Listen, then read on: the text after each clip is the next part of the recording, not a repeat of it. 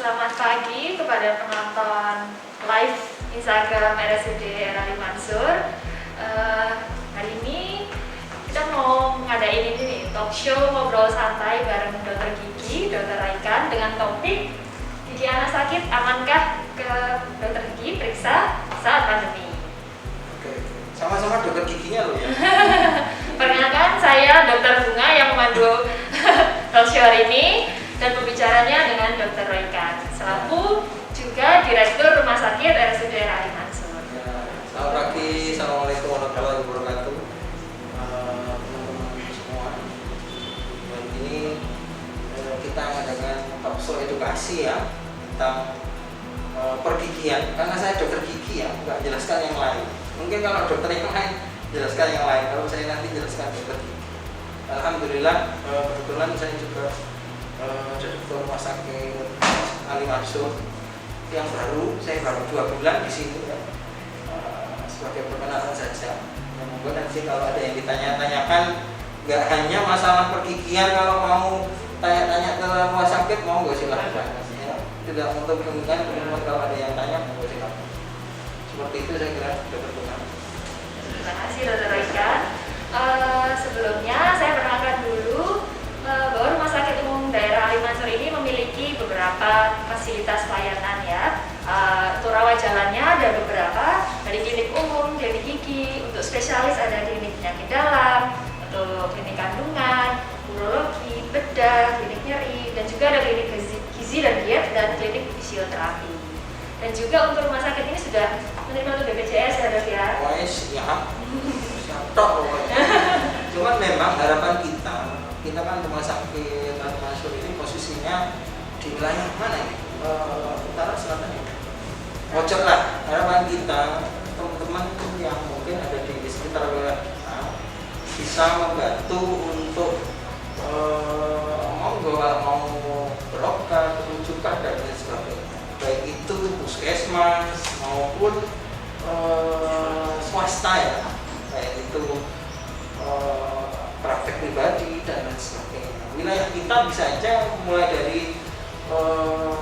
Singgahan, Senori, Bangilan, ya, Bulu, Bancang, ya, intinya dekat kita monggo silahkan. Kita pergunakan fasilitas yang pemerintah berikan untuk kita maksimalkan, dan insya Allah kita berusaha banget untuk memberikan layanan yang terbaik lah, gampangnya seperti itu. Saya kira itu dokter Bunga. Siap Dokter Raikan.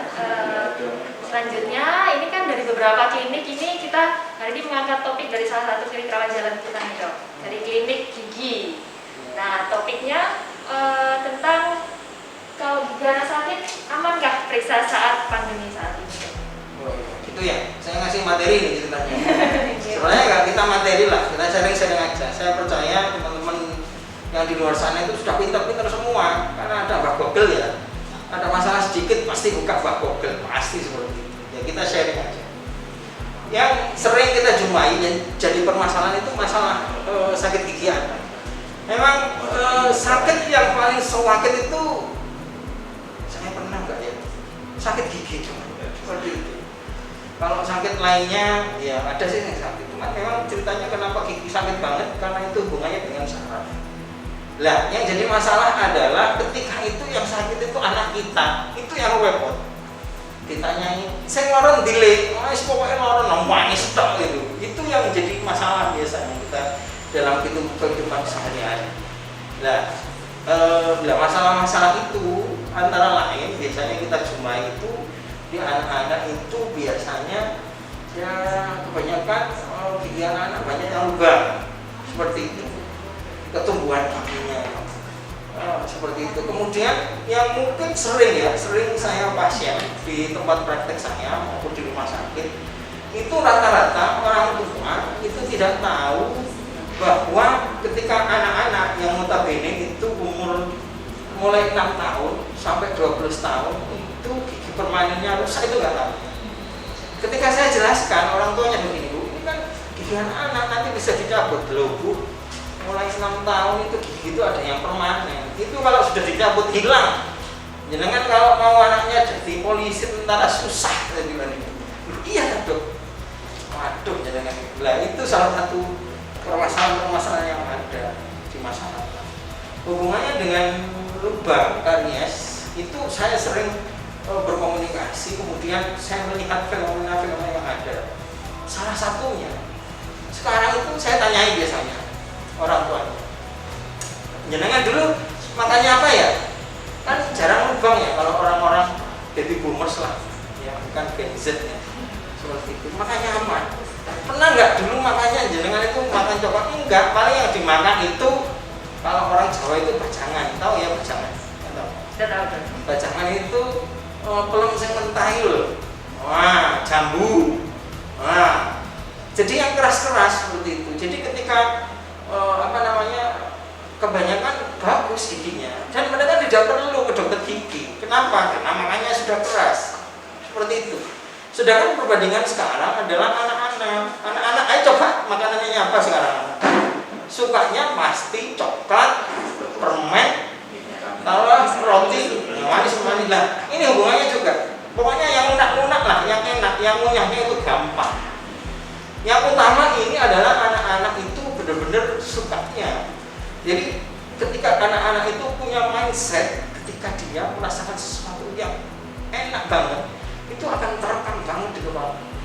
Jadi ketika dia suka manis, sudah ketika masuk supermarket gak mungkin diambil yang lain, pasti diambil itu yang coklat atau apa.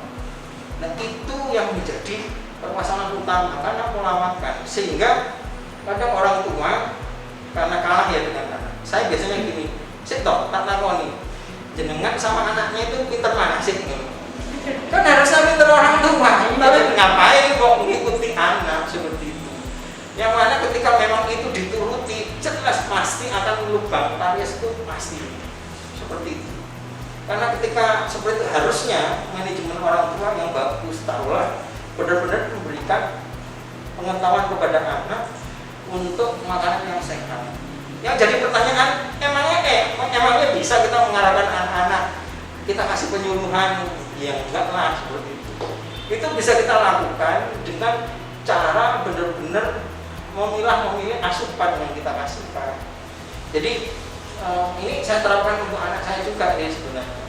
Jadi ketika di rumah makanannya itu kita pilihkan, nggak boleh milih sendiri. Biasanya kalau orang tua kalau supermarket, itu puasa karepmu, bebas kan? Ya, itu yang bikin anak akan seperti itu. Tetapi kalau kita, karena memang sekali lagi ketika kita memilihkan, tetap anak itu akan mengikuti kita. Jadi kalau jajanan di rumah disiapkan, nggak apa-apa, coklat tapi coklatnya enggak yang full coklat. Ada itu wafernya, ada ini. Atau kita kasih pilihan-pilihan lain, seperti ada karamel, ada mungkin yang enggak coklat, seperti itu. Jadi anak-anak tetap bisa merasakan sensasi-sensasi lain, nggak hanya satu sensasi. Ini satu juga ya yang menjadi, selain saya sedikit keluar dari masalah gizi ya, gigi ya, hubungannya dengan gizi yang perlu dipahami orang tua. Kenapa anak-anak sekarang banyak kasus stunting seperti itu? Sorry ya, ini agak melenceng sedikit. Karena apa? Anak-anak asupannya itu pasti yang manis-manis, di mana gulai pasti bikin kenyang. Sehingga ketika dia makan dengan makanan lain, secara otomatis sudah males makan lain, kalau makan yang ini ya, yang utama seperti itu. Sehingga taruhlah kenyang, tapi asupannya kurang.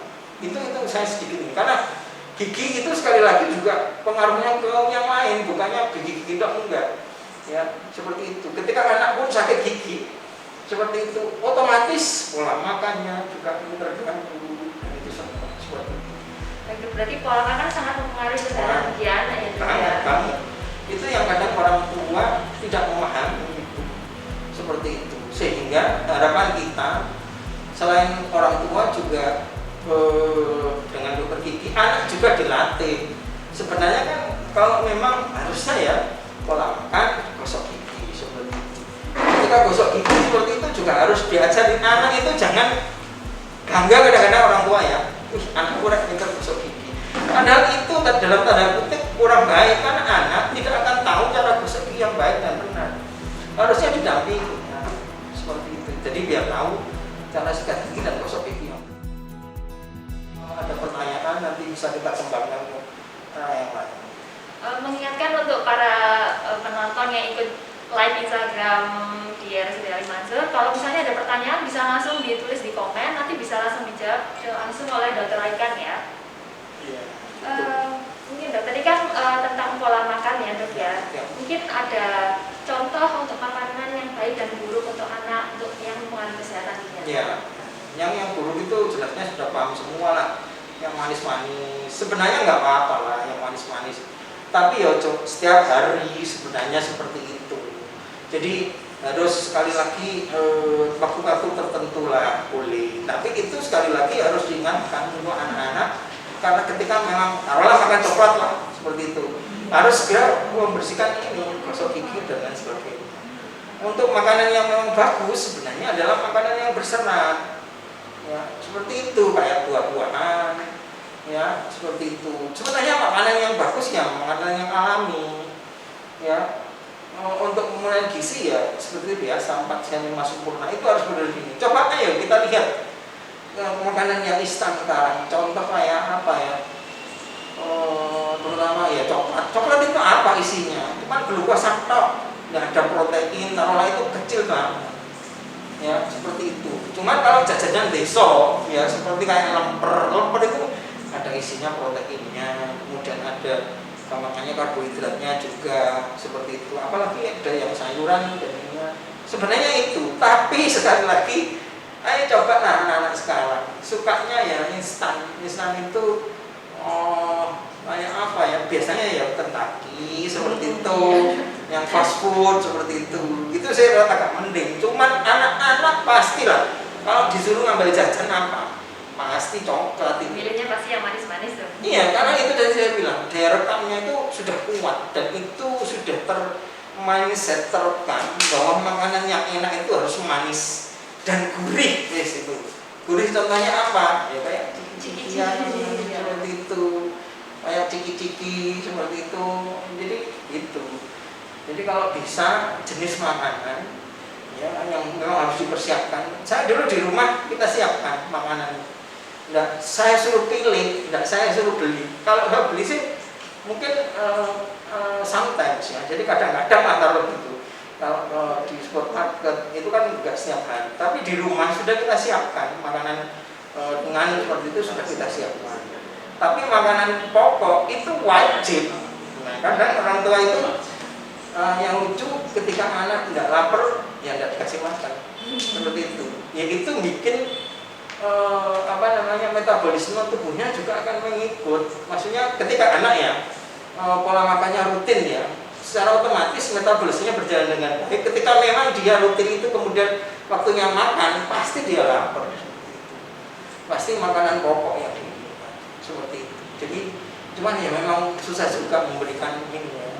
Memang harus benar-benar diterapkan, diulang-ulang, terutama yang berserat. Banyak anak-anak sekarang itu yang nggak suka dengan buah-buahan. Buahnya termasuk saya.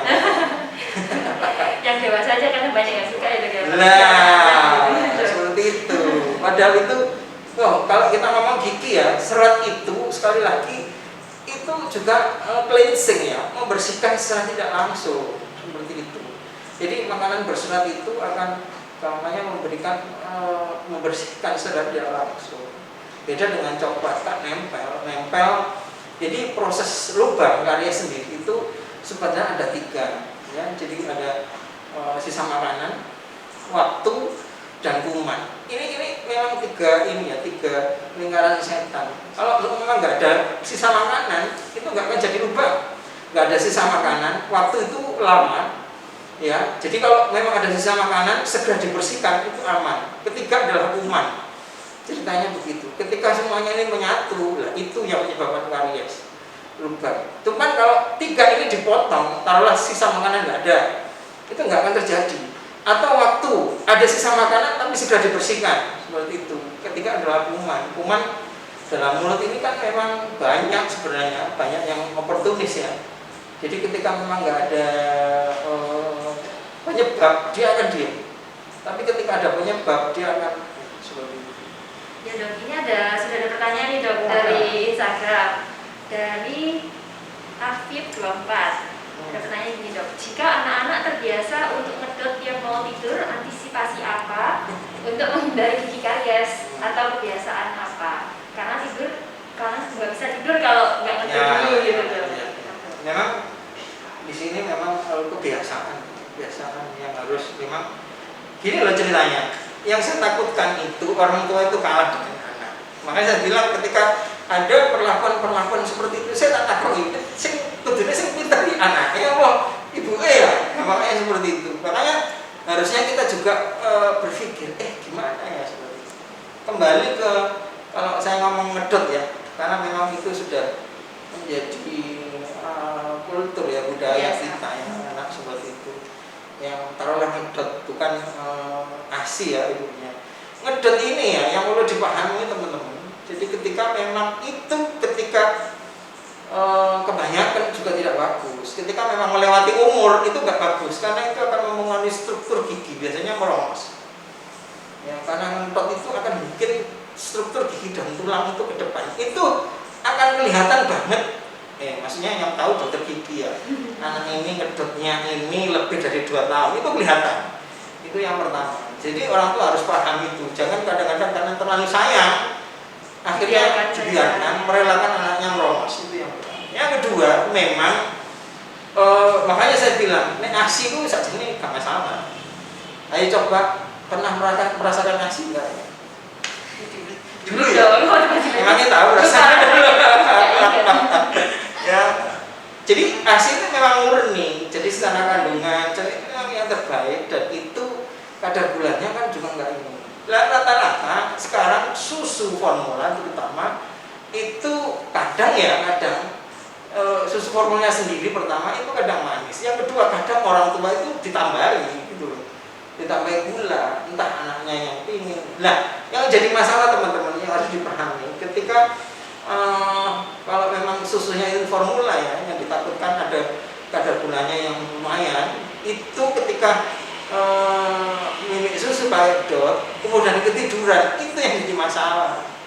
Jadi pasti ada sisa-sisa itu yang nempel di gigi, seperti itu. Saya biasanya ke pasien, cara menguranginya itu pakai 2 dot, 1 dot susu, satunya adalah dot air, seperti itu. Biasanya saya kasih tahu seperti itu.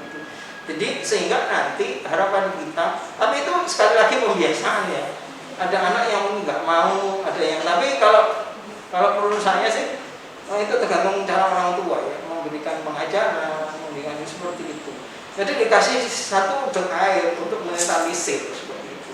Kemudian yang kedua, saya bilang tadi, yang utama adalah mengajari anak untuk cara gosok gigi yang baik dan benar, seperti itu. Walaupun sikat gigi itu bukannya ketika anak punya gigi, enggak lah. Dari bayi itu sudah harus digosok gigi. Fungsinya apa? Untuk memberikan rangsangan pada gusinya. Yang digosok apa? Cukup gusinya. Pakai kasar. Waktu mandi itu digosok. Itu dari kecil harusnya seperti itu. Jadi anak biar merasakan sensasi gosok gigi itu dari kecil.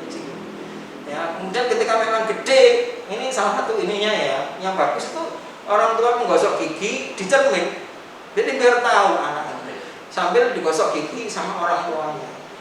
Oh mana seperti ini. Jadi, ini yang mungkin kadang-kadang orang tua juga tidak tahu cara gosok gigi. Nah ini juga penting.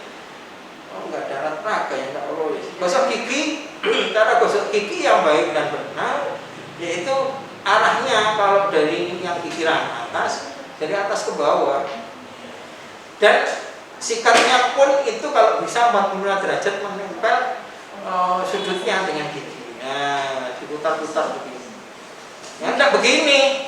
Nah, ini buahnya biasanya orang-orang tua dulu gosok giginya begini, sama gini. Dan ketika yang gosok gigi seperti ini ya, itu enak memang. Bersih-bersih ya. Lah, ini memang bersih, tapi nggak bersih sih. Karena tetap nanti sela-selanya nggak kena. Beda dengan gini.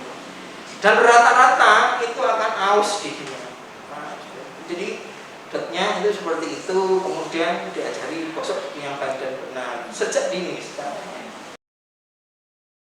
Ya, apakah bayi atau balita yang minum susu pakai dot, apakah baik untuk kesehatan gigi dan pengaruh terhadap bentuk rahang? mungkin tadi sudah sedikit dijelaskan ya dok ya. Loh, kalau tanya yang baik ya pakai yang asli aja. Pakai yang kemasan asli, hanya ibunya itu bagus itu. Lebih baik pakai yang dari asli langsung. Cuman yang jelas saya bilang pengaruh rahang itu ketika terlalu lama ya, seumpama taruhlah 6 bulan sampai 1 tahun atau lebih. Biasanya kan anak sampai TK sampai ngedot ya. Iya, itu yang iya. mengaruhi. Pertanyaan selanjutnya nih dok, Nah, dari banyak yang tanya ya? lumayan dok, antusiasnya lumayan Maris. segini dok. Oke. Dari Nike Dozulfa, anak-anak yang gigi depannya patah karena karies, sebaiknya akar yang tersisa dicabut atau gimana dok? Terima kasih. Ya, wah ini pertanyaan kupil. Karena ketika anak-anak itu nggak care orang tuanya, protol, protol, taruhlah patah jatuh ya, toh nanti itu ada gantinya kan, seperti itu. Itu paradigma yang diinginkan orang tua. Cuman yang perlu dipahami, harusnya ketika memang patah itu dirawat, ada perawatannya. Jadi ketika memang patah itu ditunggu, ada yang namanya perawatan saluran akar, dibersihkan, kemudian ditempel. Fungsinya apa? Apapun kondisi gigi ketika itu lubang atau mati, itu resiko menjadi infeksi. Nah, infeksi itu pasti tidak membuat nyaman anaknya. Biasanya ketika infeksi itu pengaruhnya panas, rewel, anaknya seperti itu. Jadi harapan kita ketika memang terjadi kondisi seperti itu, ya dirawat gitu loh. Seperti itu, dirawat. Ada perawatannya. Sebenarnya gigi kan ada spesialis gigi anak juga, itu. Jadi khusus seperti itu. Jadi harapan kita ketika ada lubang, tinggal akarnya, ya dirawat. Kecuali memang itu mendekati fase pertumbuhan ya. Jadi perlu dipahami bahwa setiap gigi ada waktunya untuk tanggal. Ketika memang masih panjang itu harusnya dirawat. Tapi kalau pendek mendekati itu pergantian ya dicabut. Seperti itu. Terima kasih Dr. Raika. Ada lagi dok dari APR_Yani 20. Tadi kan membahas melatih anak untuk menggosok gigi ya dok ya. Nah ini ada pertanyaan, mulai usia berapa sebaiknya anak-anak bisa mandiri menggosok gigi, dan formula, ini maksudnya formula pasta gigi mungkin ya, yang aman apa ya dok? Oh iya ya. Itu. Nah, ini ada giginya bayi tapi gede. Ya, pertanyaannya mulai kalau pertanyaannya detailnya mulai kapan anak untuk mandiri gosok gigi. Makanya saya bilang kalau gosok gigi maksudnya bukan mandiri ya, itu sejak bayi itu harus digosok gigi karena itu memberikan rangsangan. Bukannya kalau untune kalau saya gosok gigi kan ngono kan kadang-kadang. Enggak, ketika mandikan bayi itu sambil digosok. Jadi biar memberikan rangsangan, itu juga membantu untuk pertumbuhan gigi. Seperti itu. Kemudian sejak kapan mandiri? Itu ya saya kira tergantung gimana orang tua memberikan pelajaran kepada anaknya, seperti itu. Yang saya takutkan adalah gosok gigi jiwa Nah, itu yang repot. Nah, standar anak ini bisa mandiri adalah dia paham cara menggosok gigi yang baik dan benar. Ceritanya begitu. Jadi kadang-kadang anak, ini saya ini kan gini ya, sikat ya, sikat. Jadi kalau seumpama, terima kasih. Cara gosok gigi yang baik dan benar teman-teman ya, pertama kumur dulu ya. Setelah berkumur, kemudian pasta giginya, sikat giginya dikasih pasta gigi, kemudian dilakukan penyikatan. Penyikatan pun sebenarnya secara teori atas dulu, jangan bawah. Kenapa? Atas itu kotorannya akan turun ke bawah. Kalau bawah dulu, kemudian atas, habis bersih jadi kotor. Ya, makanya ketika gosok gigi yang baik dan benar, sikat gigi ini saya ini kan sikat ya, itu nempelnya 45 derajat. Ya, baru digeser ke bawah. Tujuannya apa? Adalah untuk memijat jaringan gusi ya, dan juga untuk sela-selanya ini kena. Seperti itu. Jadi ada memang ininya. Jadi ini enggak jadi kalau orang dulu begini biasanya begitu kan. Kalau kita enggak cukup tekanan yang ringan, ditarik ke bawah. Setelah depan otomatis samping ya, mungkin dibuka ya. Yang atas ini samping, kemudian samping sini. Kemudian dalam sama, modelnya harus diputer gini. kecuali yang atas. Nah, setelah atas baru bawa dari bawah ke atas. Gitu. Banyak yang sampai sekarang banyak itu yang begini banyak karena enak ya. Merasakan enak loh, enggak kadang itu kenikmatan bisa gosok gigi. Nah, begini memang agak orang yang begini udah disuruh begini agak susah. Nah, begini.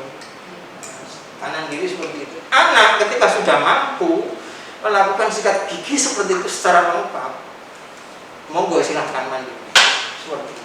Tergantung itu, karena anak itu terus terang wis tekoni anak-anak itu pasti males kita suruh gosok gigi, pasti males. Nah, makanya di sini peran orang tua untuk benar-benar memperhatikan anaknya sudah gosok gigi belum, kemudian dilihat anaknya sudah benar belum cara gosok giginya seperti itu. Cuman biasanya masyarakat baru kebingungan ketika giginya lubang sakit. Pasti. Ada lagi?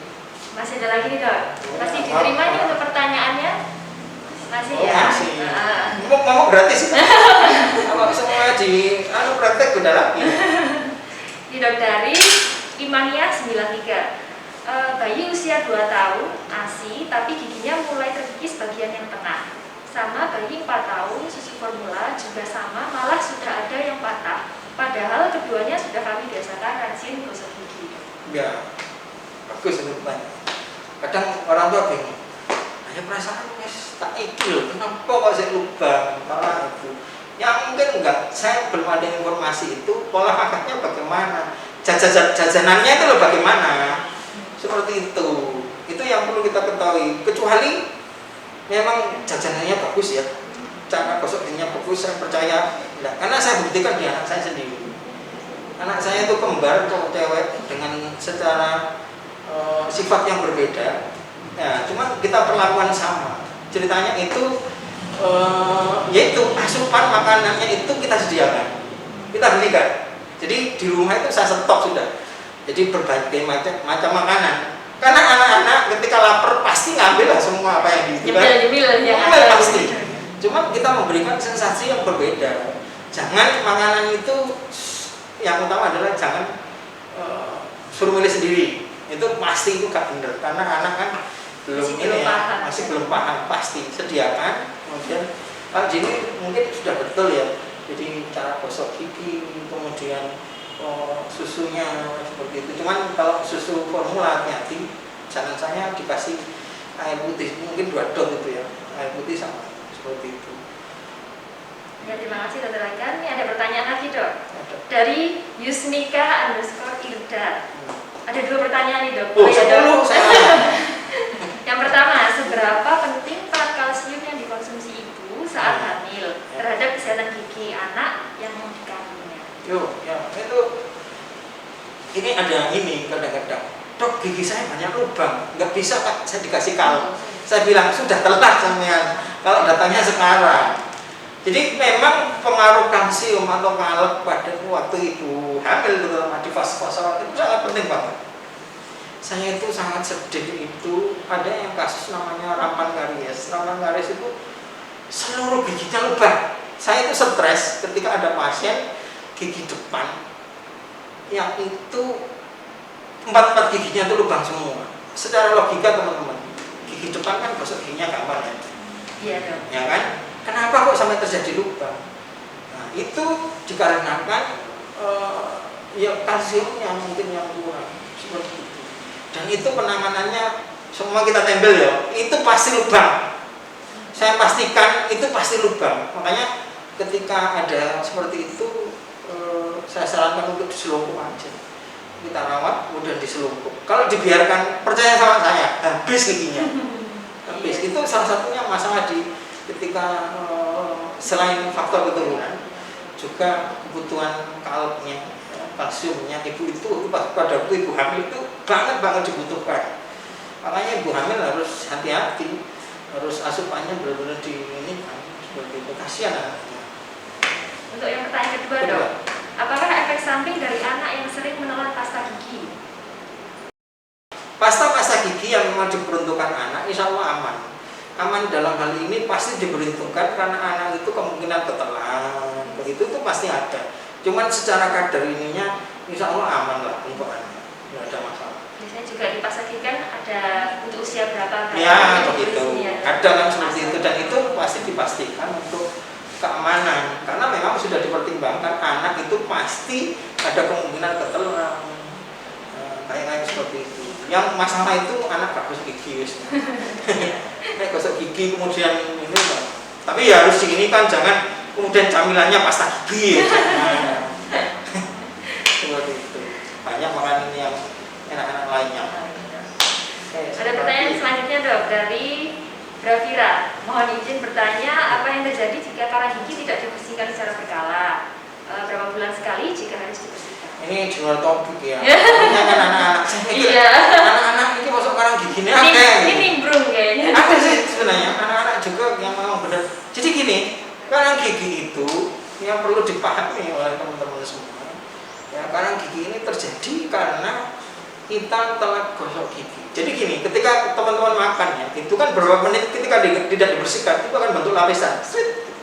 Besok lagi, ketika juga seperti itu bentuk lapisan. Gitu. Yang jadi pertanyaan, sebenarnya ya, saya bilang tadi, ketika kita makan asupan makanan, kalau cepat dibersihkan nggak jadi, ceritanya begitu. Cuman saya tanya biasanya pasien, kok karang gigi masih ada ya saya sikat gigi? Saya tanya, sama sikat giginya berapa kali? 2 kali Dok, pagi lah. Makannya berapa kali? 3 kali Dok, itu makan besar ya. Ngambil berapa kali? Ya banyak Dok. Nah makanya itu yang jadi masalah. Ya kalau secara teori harusnya asupan makanan itu taruhlah cemilan di dekat yang makan besar. Nah habis makan besar gosok gigi. Saya tanya ini sekarang, siapa yang habis makan kemudian gosok gigi seperti itu? Oh saya pasti ini. Saya tanya, saya gini, emangnya di warung sampean nggak sikat gigi? Ayo, tak tanya. Nah itu yang menyebabkan potensi menjadi karang gigi. Makanya biasanya saya sarankan, saya nggak ngomong orang lain sebenarnya. Saya sendiri juga susah juga menurut itu ya. Maksudnya untuk benar-benar habis makan gosok gigi susah. Makanya konsep kontrol rutin 6 bulan sekali di sana fungsinya.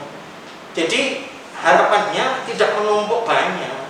Ketika memang ada karang gigi, segera dibersihkan 6 bulan sekali atau maksimal 1 tahun lah seperti itu. Kemudian tanyai orang-orang, bersihkan gigi berapa kan ya pasien ya, Mas? Bersihkan gigi sudah berapa? Ya mungkin baru sekarang, umur 25 tahun. Seperti itu. 25 tahun nggak pernah bersihkan karang gigi. Baru pertama. Jadi waduh Mas, ini Mas sama ini iso digawe bangun omah ini. Jadi karang giginya dikumpulkan iso seperti itu. Jadi makanya untung aja sih itu nggak menyebabkan karies. Ini satu lagi. Orang yang ketika giginya lubang, taruhlah kanan ya. Ayo saya tanya, pasti pakai kiri toh? Makanya kanan nggak dipakai kan? Nah itu perlu diketahui, ketika satu sisi tidak dipakai untuk makan, ketika kita makan itu mengeluarkan ludah itu salah satunya self cleansing untuk membersihkan sendiri. Ketika satu sisi nggak dipakai makan, sini karena giginya banyak, itu pasti itu. Saya mesti tak lihat ini, nggak dipakai makan ya karena, kok tahu Dok? Tahu, dokter gigi kok. Kalau harus ditakut lihatnya ya nggak tahu, kalau dokter gigi seperti itu, jadi akan merusak semua. Makanya ketika lubang, ayo kita rawat. Tapi kalau masalah lubang, besok aja kita terangkan untuk waktu selanjutnya ya. Itu banyak, itu seru kalau lubang. Jadi konsep untuk periksa ke dokter gigi 6 bulan sekali itu nggak hanya untuk dewasa ya Dok ya, untuk anak-anak itu. Salah satunya yang harus dipahami, anak-anak itu perlu diedukasi. Jangan datang itu ketika sing menyeramkan gitu loh. Kan saya kadang-kadang dokter gigi kok kayak beden-bedenan ya. Itu yang perlu dipahami. Akhirnya anak kan ya takut gitu loh. Datang itu taruhlah, kalau saya biasanya dengan pasien, ketika meriksa orang tua, ajak anaknya, ayo duduk di sini, kita periksa. Diperiksa tok seperti itu. Jadi biar mindset anak ke dokter gigi itu nggak sakit, tapi bermain, melihat, oh gini, tanya-tanya seperti itu. Jadi nggak hanya ketika perawatan, tapi ya sebagai edukasi biar nggak takut ke dokter. Padahal dokter giginya sudah jinak. Nggak kayak Tapi tetap takut ya. Iya, iya. Heran saya. Untuk pertanyaan kita tutup dulu ya dari live Instagram. Untuk kalau misalnya ada pertanyaan selanjutnya bisa langsung datang ke Rumah Sakit Ali Mansur. Atau kalau di Instagram kan bisa ya? Oh iya, mungkin bisa komen di Instagram. Boleh. Kalau ada pertanyaan konsultasi boleh lah kita bantu. Kan kita punya beberapa media ya, ada Instagram, ada Facebook, ada YouTube. Wah, mau nggak sih kan nggak apa-apa. Nanti coba kita bantu ketika ada pertanyaan-pertanyaan lain. Semoga bisa membantu gitu aja. Mengingatkan untuk Instagramnya @rsud_r_ali_mansur. Terus untuk YouTube-nya untuk bisa like, subscribe, dan bisa kalau ada komen, pertanyaan bisa langsung komen di YouTube-nya juga bisa di Rumah Sakit Ali Mansur. Iya, betul. Jadi kesimpulannya tadi untuk terutama orang tua ya Dok ya, bisa peran orang tua sangat mempengaruhi. Orang tua itu harus bertanggung jawab itu. Bikin anak tapi harus bertanggung jawab. Tidak hanya bikin anak. Siapa itu orang tua? Orang tua yang baru jadi orang tua terutama Dok ya. Tolong didengarkan. Ya, sekian talk show kami hari ini. Sudah Dok. Cepet banget. Nggak kerasa Dok ya. Seru Dok ya. 2-3 jam. Menginformasikan untuk talk show dari Rumah Sakit Ali Mansur akan diadakan secara rutin insya Allah setiap bulannya dengan topik-topik yang tentunya seru-seru. Jadi pantau terus infonya di Instagram bisa di @rsud_r_ali_mansur. Ya, kami dari saya Dr. Bunga dan Dr. Eka pamit untuk ketemu lagi di talk show selanjutnya. Assalamualaikum warahmatullahi wabarakatuh. Waalaikumsalam warahmatullahi wabarakatuh.